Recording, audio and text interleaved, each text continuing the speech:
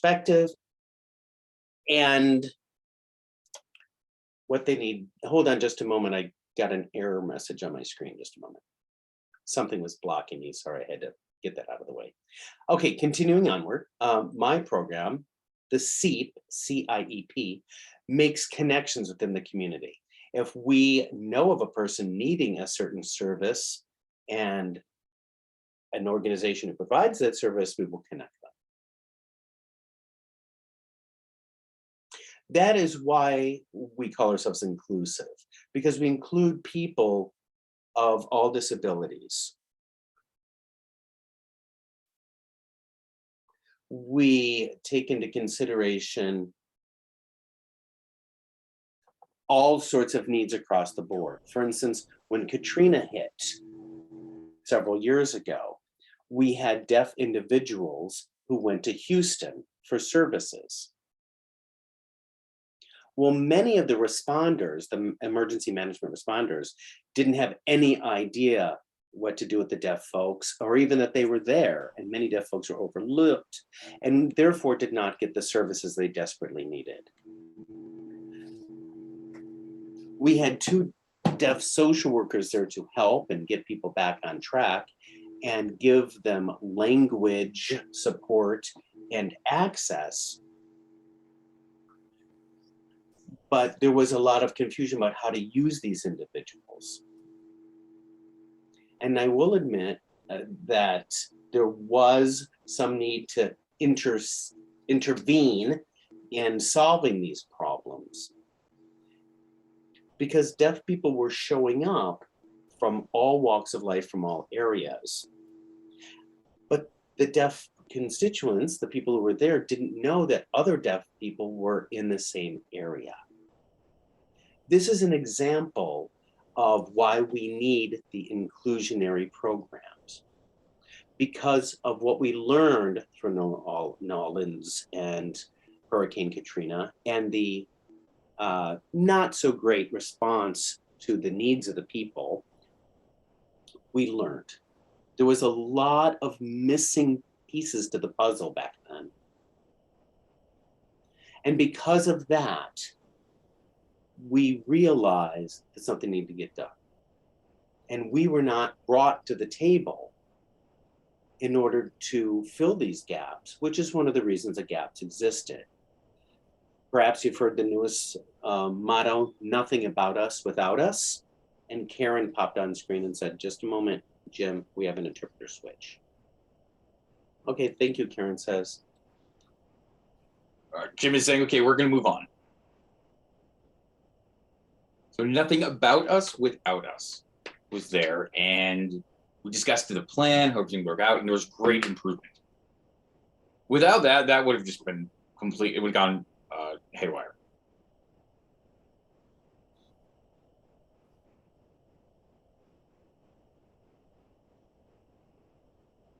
So now we're going to discuss about AFN and what the goals are for this year.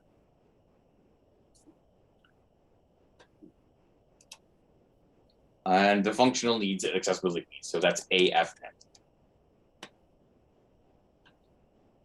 The first is to increase accessibility for emergency information. This could be recruiting interpreters. We're trying to grow our pool for that. And certified interpreters, providing them training on emergency management. What exactly is the process for it, how it happens, how they can work, locally. We're trying to increase some awareness about that, some training about that. If there's a serious disaster, we would call on the federal government to come and to help. The next is educating through videos, like how to pack appropriately if you're going to evacuate, what to do in an emergency, how to protect yourself from COVID. The Department of Health does have a number of these things that they are adding, and they do have many videos about these topics. If there's an emergency that happens, We need to find a way to get that information out to the deaf community in ASL. So the focus is on our program is doing that. We could print English and send it out, but those things that are printed in English, we need to translate and send out in ASL for the deaf community. But of course, it cannot be on paper. It needs to be a video. You can't write ASL. So we have set up a way to make sure that that happens, and we can sign these in videos for people to access. Sometimes there are warnings, about an earthquake happening or one that just happened. There are advertisements about that, how you get under the table and protect yourself, what you're supposed to do in case of an earthquake and things like that.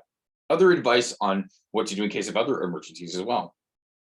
We make a video talking about the earthquake itself, where it happened, how deep it was, where was the damage. A lot of explanations about that to keep people informed and up to date about what's going on. Right? We don't want them to wait 3 or 4 days when the other information is gone. By that time, 3 or 4 days is old information. So we try to get the information out to them as fast as possible. Next, you'll see pictures that are stacked up on top of each other with a light.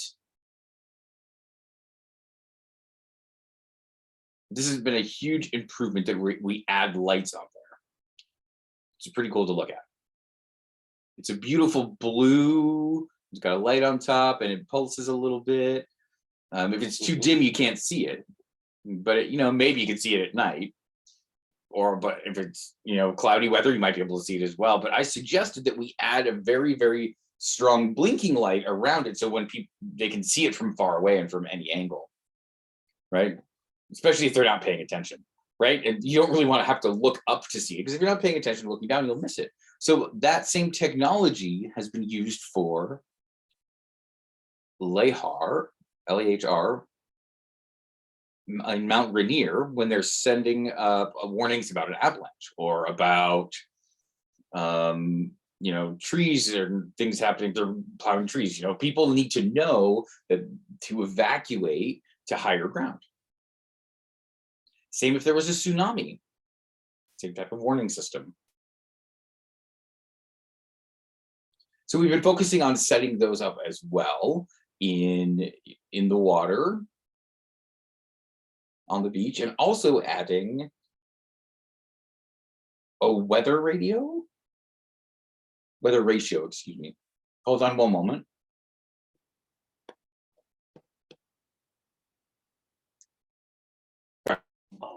A weather radio.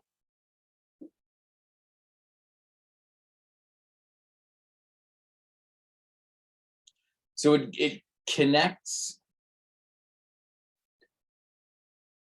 So you can see it connects to an antenna and will actually give an alert or a warning about an earthquake or a bad storm or a tornado. There's a bunch of different things. Yes. This is Karen. Karen is saying you're too close to the screen and it's hard to see your sign language interpretation. Sarah, can you please move back? Jim's saying, we're modifying a little bit to make sure everybody can see appropriately. Yes, and Karen is saying, not just you, Sarah, I'm talking to Jim. Jim is too close to the camera and his sign language is hard to see. Karen Atwood speaking. This is Karen speaking to Jim. Hi, Jim. Okay. Hi, this is Jim. Karen speaking. You need to move back, Jim, because we can't see your signs. You're too close to the camera. Thank you. Jim's saying, okay. Do I need to back up? And this is Karen saying, well, you look great now, so I don't think you have to back up. Saying, okay, I'll just move on.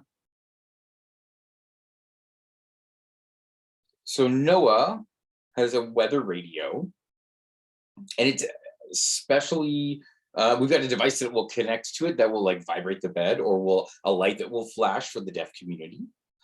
So that if any of you are living, or if you know any friends who are living near an area where there might be a tsunami or anything like that, please make sure that you contact somebody to get one.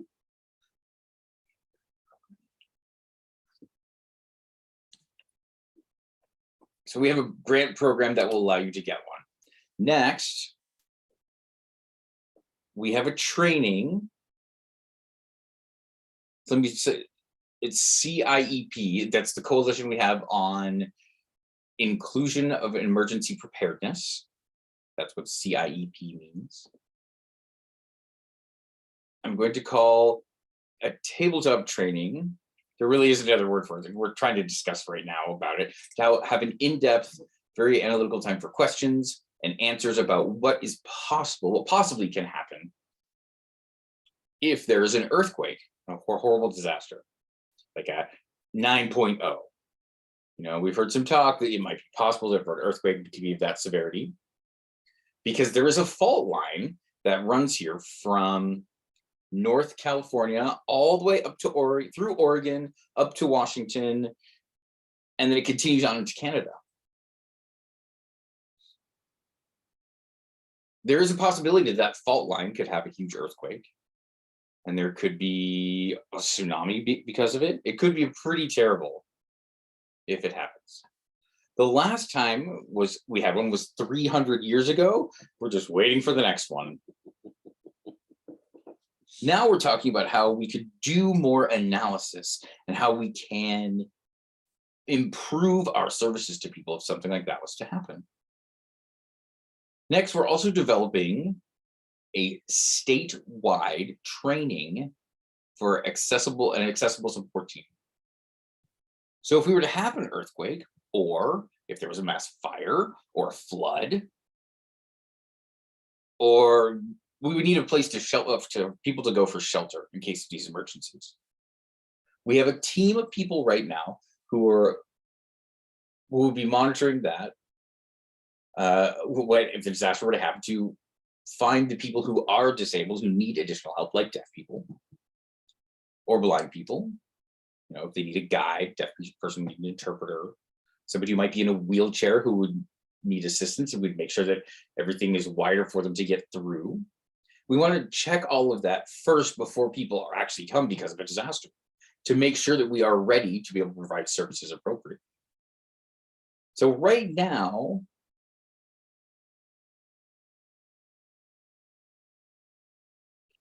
only Pierce County, that area, they have one that's ready to go, but we need to make it bigger and make it sure we are covering the whole state.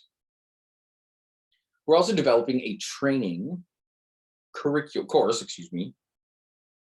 with AFN that includes an emergency management. Why are we doing this? Because before, there were a lot of emergency management managers that happened. They didn't know what to do to provide services for people with disabilities. And the other AFN needs as well. So we're developing a course for managers, and we're getting money from FEMA to do that. Okay, so let's move on.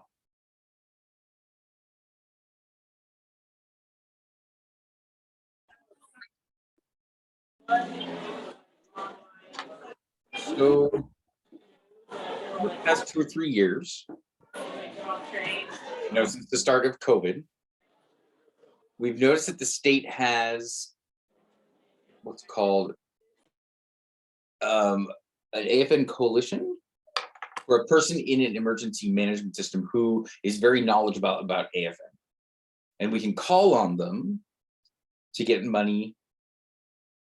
We've been calling on them to get money so we can develop better programs for people with disabilities in an emergency situation. So last year, we proposed to the legislator that we get some money for this, and it was approved. Right now, we've been meeting with our partners nationwide, or all around the state. We've been to Ellensburg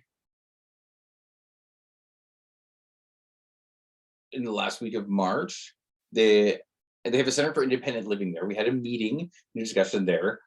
Now, we're going to Yakima to meet a few people there and other partners that we have. Then we're going to be going to the Tri-Cities. And there's another deaf center there, another partner that we have. We're also going to be going to Spokane, which is where there's another deaf center, and the Center for Independent Living that's also there. We're going to be traveling all around to those places to meet different people who provide services and introduce them to AFN, plus start a relationship with them for CIEP. And talk about some events that could happen locally. Then we're going to go back home and have a discussion, do some analysis on that. And I will share with you that discussion at a later date.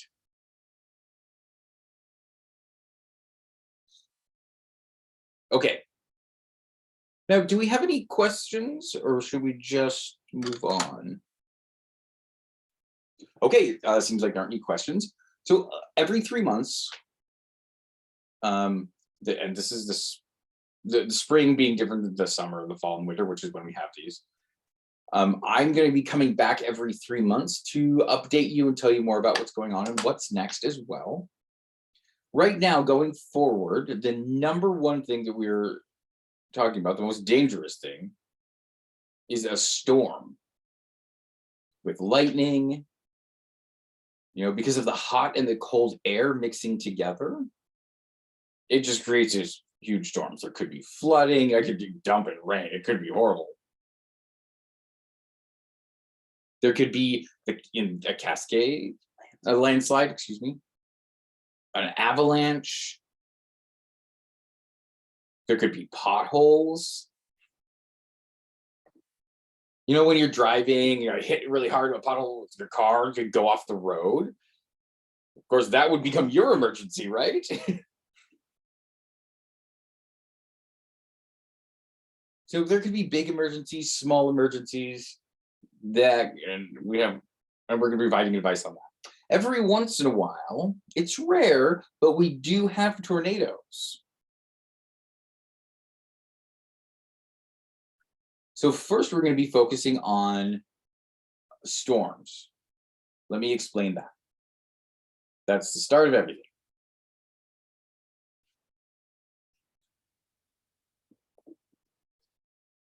How to prepare for a storm. So there could be a weather report warning you that there will be a storm that arrives. I'm saying it could be a horrible storm that's coming. And they usually say check their emergency plans to make sure you have a backpack, an escape route. They suggest that you do all these things, that if you have old food in your emergency preparedness pack, that you throw it out. That you actually have fresh food, that you know where to go that's safe in your home. The best place to do is inside with no windows or in a basement. To set up a family communication plan. So when disaster happens, it becomes, let's say, for example, in Seattle, it might be really hard to make phone calls. You could text, but calls might not go through.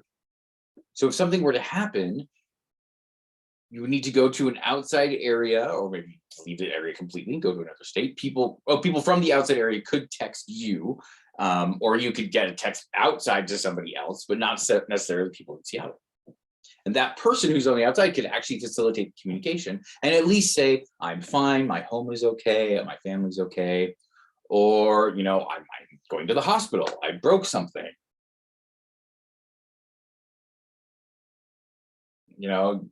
Or mentioning you might need to come back home, or, I need help, or things like that. So that type of information can be relayed by another person. That way your family can contact that same person and you can get messages that are shared between them. Or just a way to know that your wife is okay, or they might be stuck, or things like that. So it's really great to set up an agreement so that in case there's something that happens.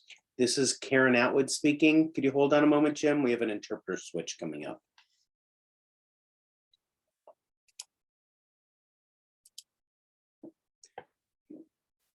This is Jim saying, I think we're okay. All right. Anyway, We want to make sure that everybody is ready for a disaster. Continuing along that idea, if you had to evacuate and say you had to go over the mountains and there was some snow that was forecast for the passes, you would be at in a better place to leave early and get up and over the mountains. There is something called the WEA. That's a warning system. It's an alert system that you can subscribe to as a person, which will enable you to get weather reports of nasty weather, as well as any specific emergency type information that will occur in the area where you live. Maybe if you're not home, this alert system would still be active and could then send you a message via your cell phone. You can get this type of an alert through this WEA system, regardless of where you are and what the circumstances are. If you're at home, you're going to have to go ahead and take shelter and go into places that are safe, but those places need to be prepared and need to be prepped early. Another example would be high winds. You would have to figure out how to communicate through the communication devices without service. Those services should be tested out prior to an emergency. Because as you know, there are different types of emergencies. There's a level 1 emergency, which is more of a warning, a level 2 emergency, which is a warning that something bad is going to happen. You might have to evacuate. But there's also a level 3 emergency, which is basically a leave now type of warning. You don't have time to pack, you just need to leave your home.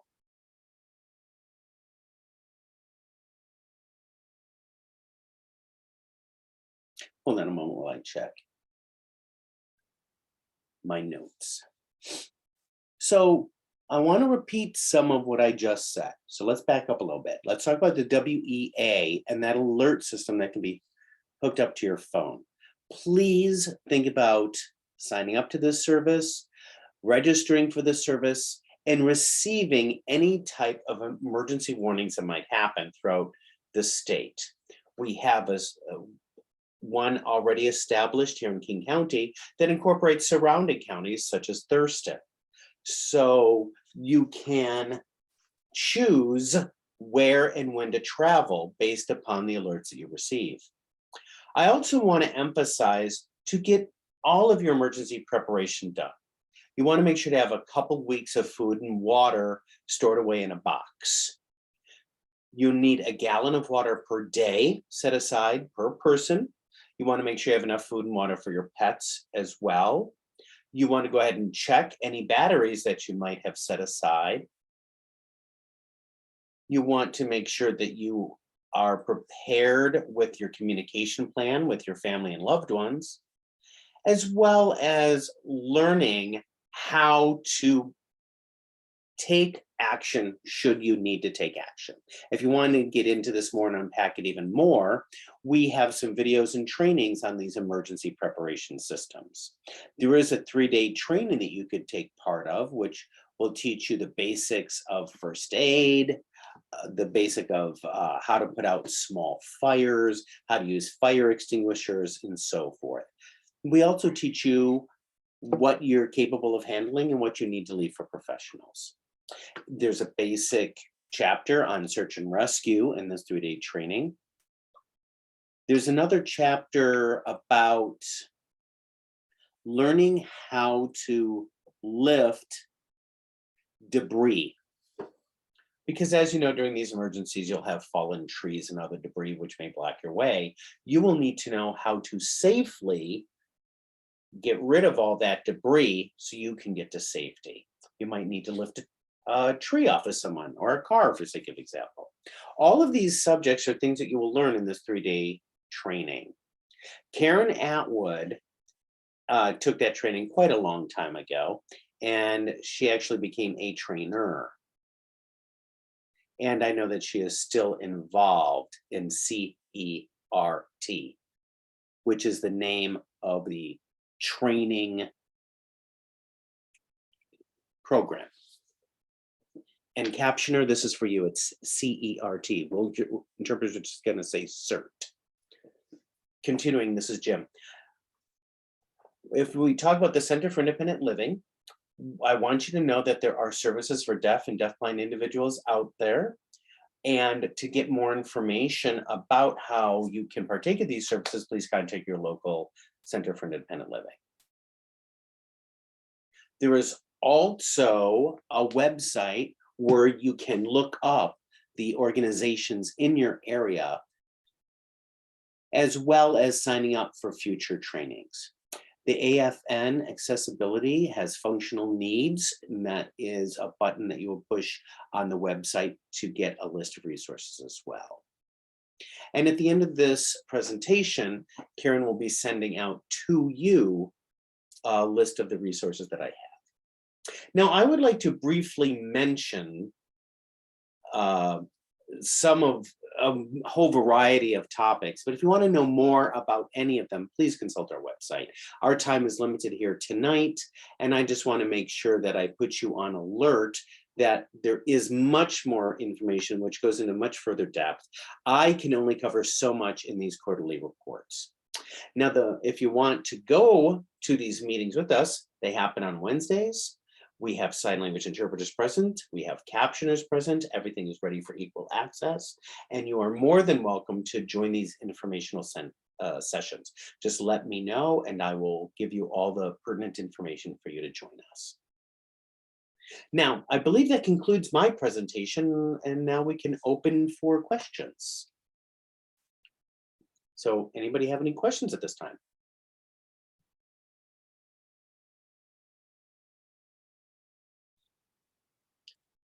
Hello, this is Karen speaking. I am looking at the chat right now, and I'm trying to see if there's any hands raised. I'm looking.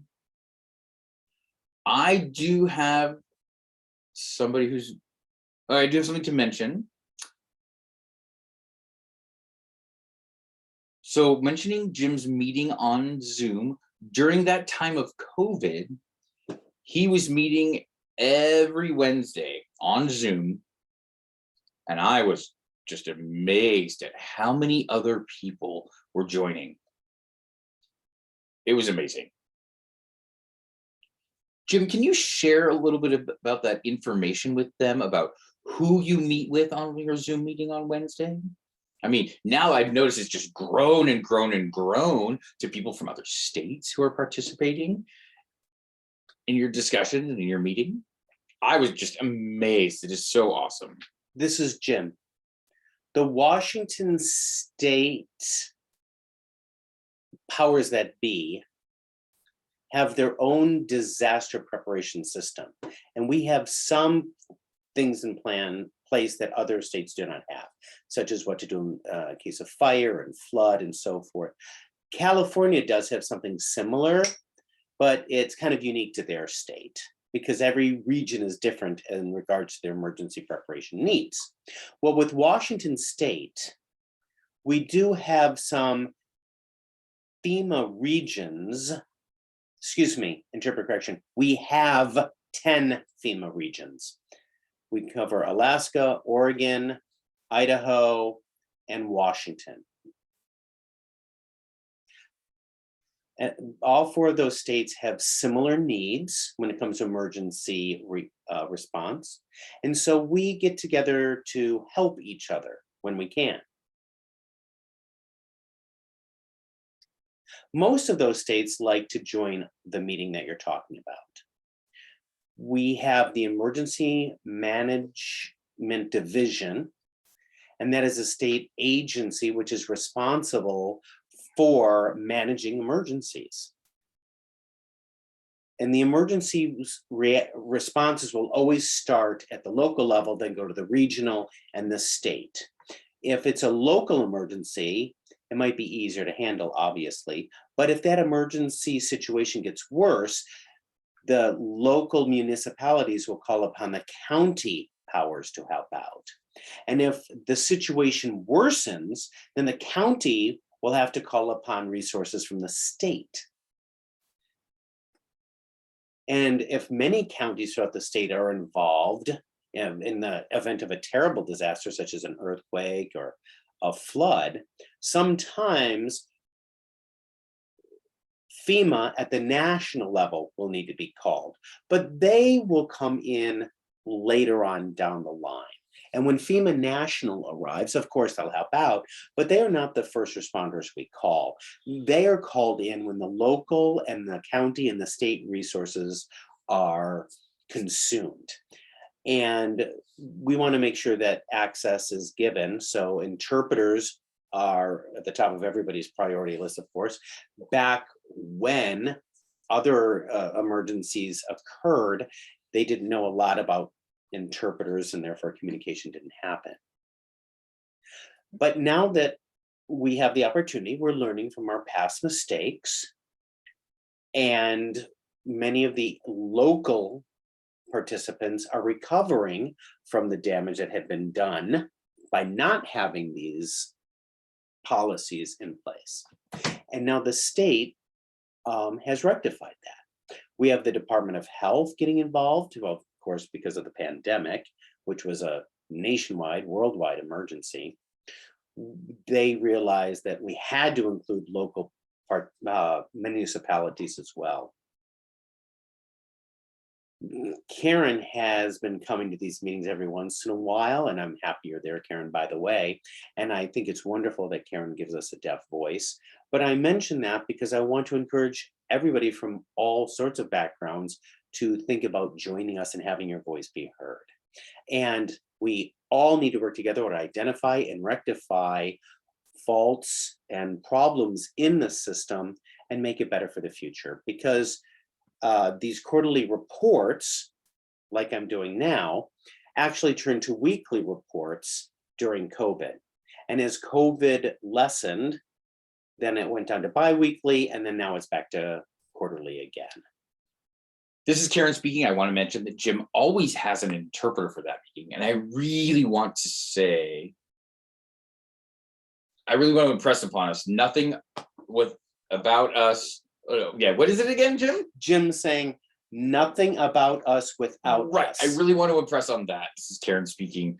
You know, that working together with people with disabilities, like he was saying, we deaf people are the experts on services, where we can find them, where you can find help, where you can educate, how we can educate the community. And that's what Jim is doing.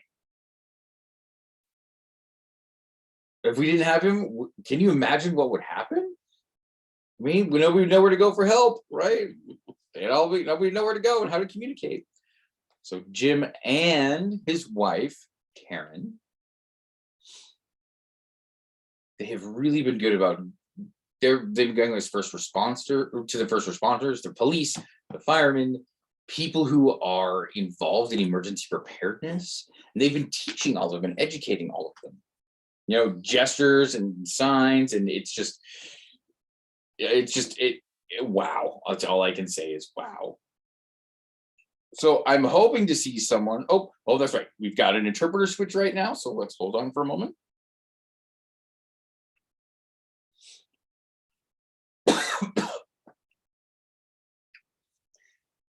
Okay, this is Karen again.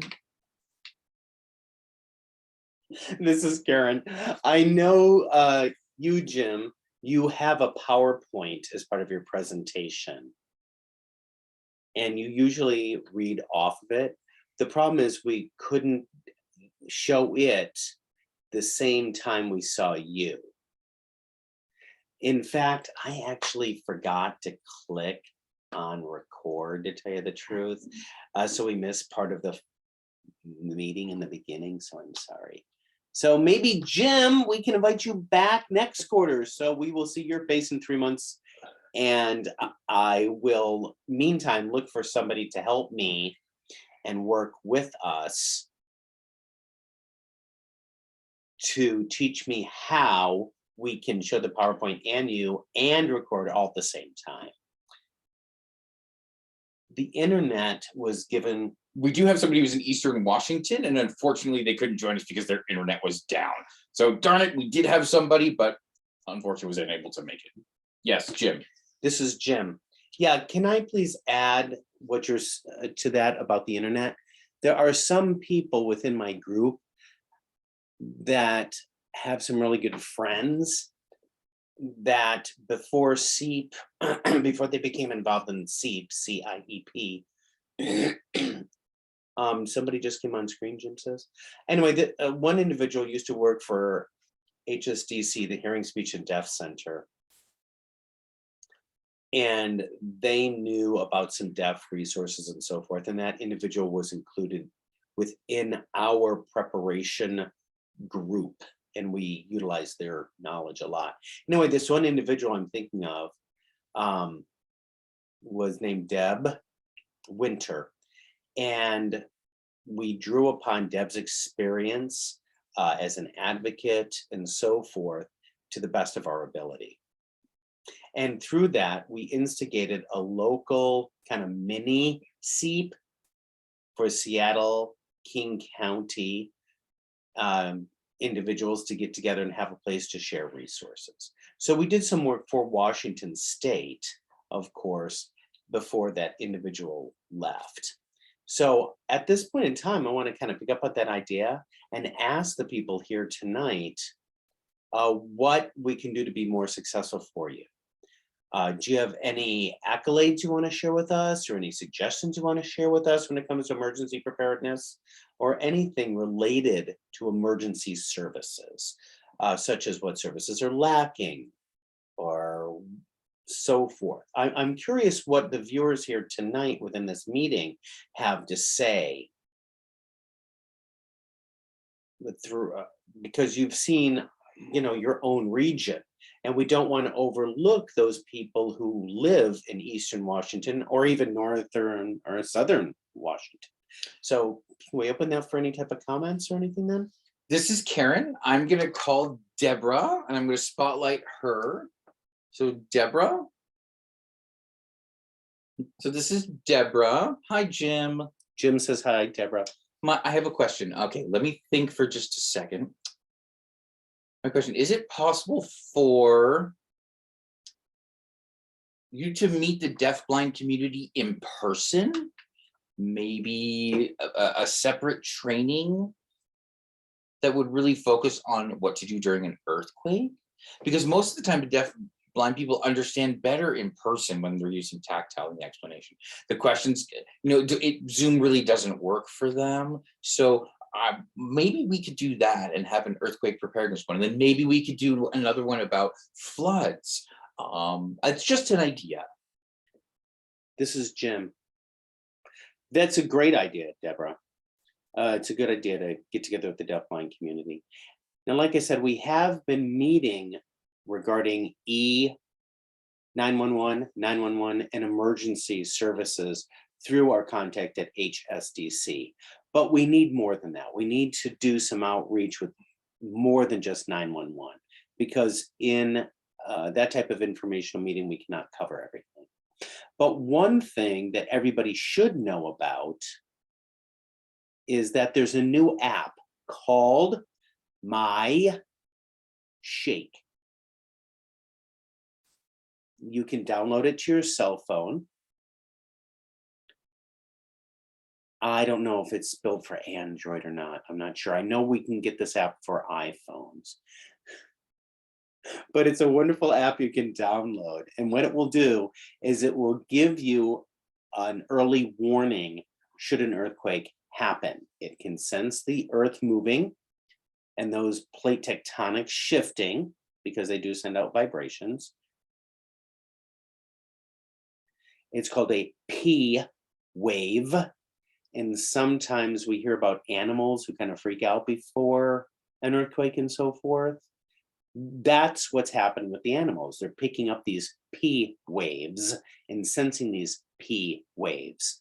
And it's only about a minute or even 30 seconds before the earthquake actually hits that these P waves can be sensed.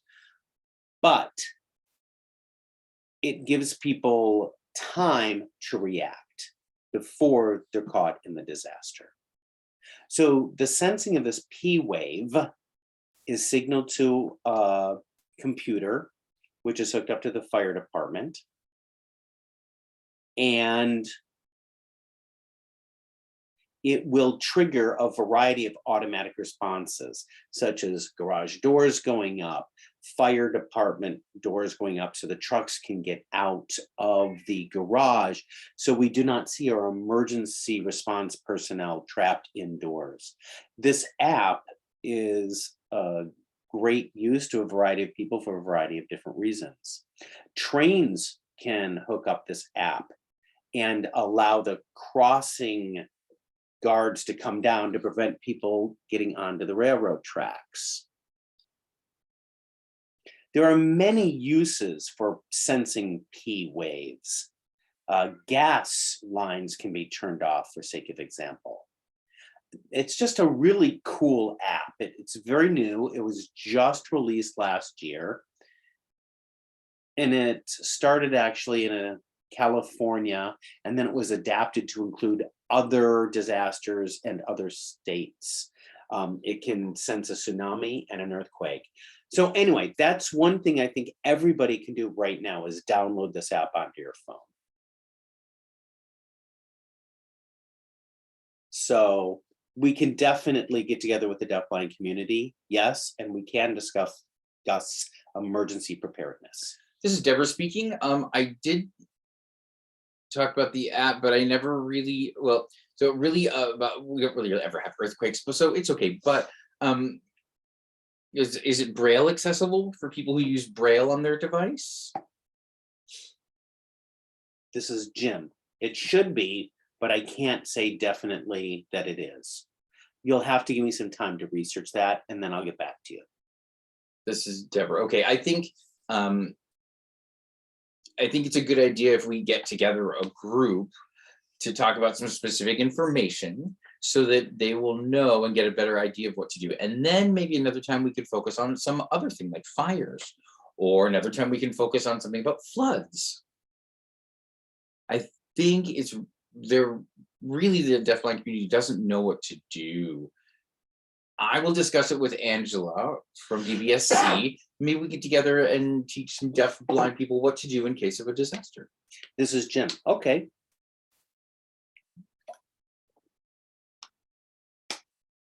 Yeah, it would be good to have an in-person get-together. I know ODHH can help coordinate that. We need more partners. You know, we need to get the various communities together to be effective. And working together will be much more effective than each of the agencies working alone. So we need to set up the foundation for an ongoing productive relationship to help Washington, and we can start here in Seattle. So we'll talk more offline, but I'd be happy to meet with you. So thank you for bringing up that idea, Deborah. Deborah says, thank you. This is Karen. Thank you, Deborah. That was a good question. Do I see anybody else who has a question? Anybody? Well, I am curious.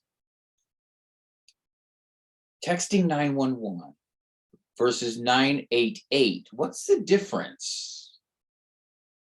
This is Jim. Good question.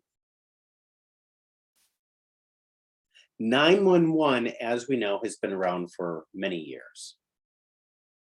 Now, several years ago, 911 was not very accessible. Well, actually, it was not accessible at all. I mean, something happened at 2 or 3 o'clock in the morning, you'd have to get up and you'd have to run to a neighbor's house and say, hey, would you call for me? It was terrible. Well, now with the ADA requiring 911 to be accessible to TTYs, we saw a change. The issue is that technology changes and nobody has a TTY anymore. And the FCC needed to allow texting to 911 as a replacement for the TTY to 911. But that's a temporary step with texting because texting is not perfect. Sometimes texts cross in cyberspace, or sometimes the texting goes awry somehow. I'm trying to send you a text at the same time you're sending me a text. It might go somewhere else. You know how that goes. Texting is not a perfect system. However, it does work well enough. And local information, your local location is not exacted texting. You might get the general idea, but you don't know where specifically. You might be on a phone above the McDonald's, right? Or not in the McDonald's. So what they've come up with is something called metadata. Now, metadata piggybacks on the cell phone signal.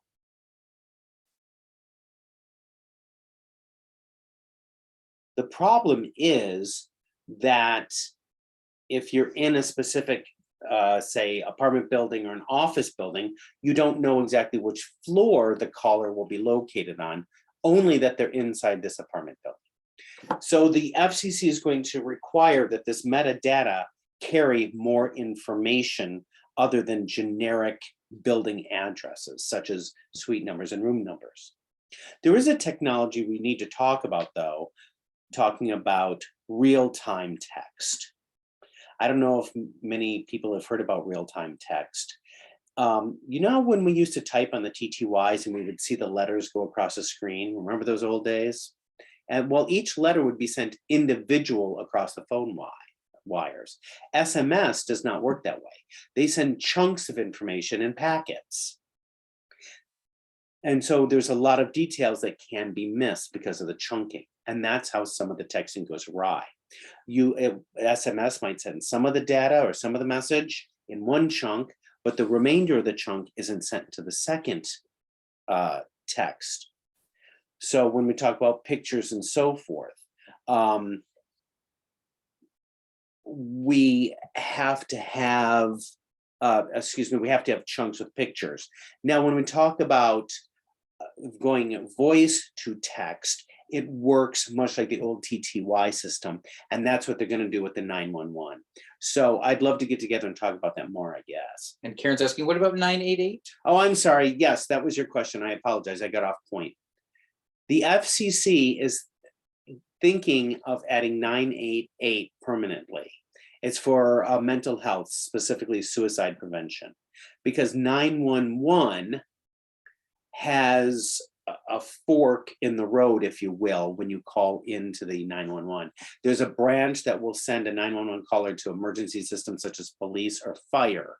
And most of the 911 calls are, police, some about fire in the fire department, but what have you.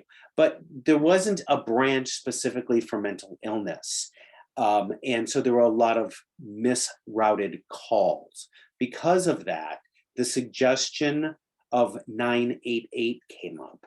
988 was for specifically suicide prevention. Now, TDI, the telecommunication directory, suggested that they use it for video as well. But the FCC said, okay, look, what's going to happen is this. We're going to use the same number for 911 because it's been there the whole time. But since we're not capable of dealing with the video component of it, we're going to have to worry about the video component later. So right now you can't call over a video call. Okay, this is Karen speaking again. Wow, it's good to know the difference between those two. Okay, and I'm checking to see, I guess I don't see, does anybody have any questions or any comments to share with, or experiences to share? Or anything to ask Jim? So if you want the PowerPoint, I can send it out so you can see the PowerPoint. And I think the last few pages of that PowerPoint actually have links so that you can get some information. Right, Jim? We have to switch interpreters. Yes, Karen. let's switch interpreters. Thank you for reminding me, Jim. Sure, Jim, no problem. This is Jim. people can email me or they can email you, Karen, for more information. If people email me and let me know what they want, I'll be happy to forward whatever information I have. And of course, you can email me at any hour. We're open 24/7. All right, this is Karen. Wonderful, wonderful, wonderful. We've shared a lot tonight. So thank you, Jim, for being here for us and for all of the information you have given us tonight. It's been wonderful. Thank you for making this accessible for everyone. So now, if you'd like to turn on your videos, you can give him some congratulations to thank Jim for a job well done.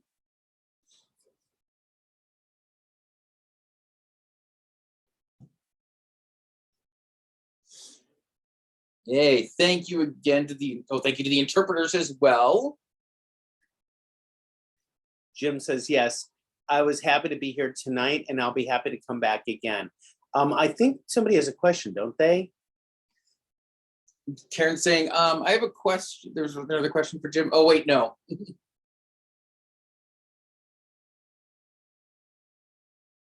This is Karen. Do you still have a question? Karen, did you have a question? This is Karen Tilos. I wanted to ask when is going to be the next meeting? And this is Karen Atwood saying, I'm sorry, I miss you. Okay. Do you still want to ask? This is Karen Philo House saying, when is the next time? Is it in 2 weeks that we're getting together again for a speaker? We need a good picture. How do we get a good picture? So what do you want to learn so I can document the questions and then I can give them to Jason Tang, who's going to be our presenter for next week's. But we want good pictures. So what do you want us to send so that I can write it down?